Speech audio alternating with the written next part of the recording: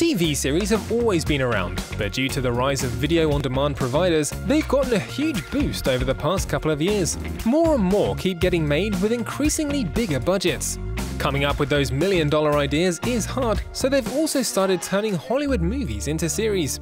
Let's take a closer look at where this trend is heading. The biggest hit in this subgenre has got to be Fargo, based on the dark comedy by the Coen brothers. It's quite surprising this became such a success, as it doesn't have that deep a plot, and the film only works due to the wacky characters and bizarre situations. For the TV adaptation, they even had to replace them for new goofballs. Put that back in your pocket, please, sir. And step out of the car, please.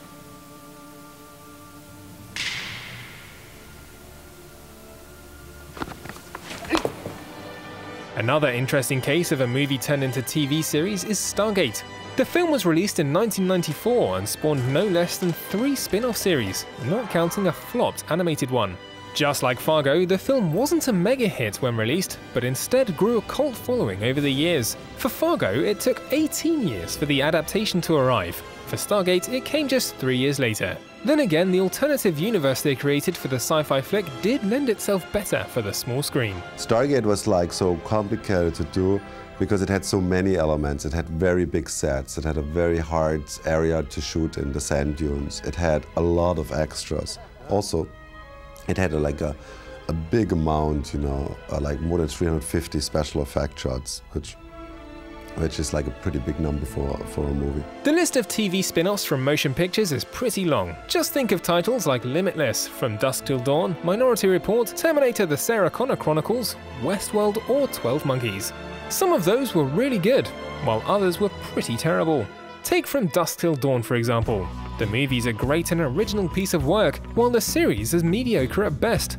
Then again, making an action horror comedy is quite a tricky genre to tackle. It's a difficult tightrope line to walk. I mean, watch the movie and it just looks like we're goofing off, but it's actually very hard work because you've got to do this extremely over-the-top and very outlandish horror action movie violence, comic book kind of violence, but not to make everyone sick where they leave the theater. It's got to be to actually get them to laugh the way you would laugh if you got on a very scary roller coaster ride. You drop straight down and you should be screaming, and you probably are, but you're laughing at the same time. While all the examples we've mentioned so far are box office successes that were adapted for the small screen, it can also go the other way around.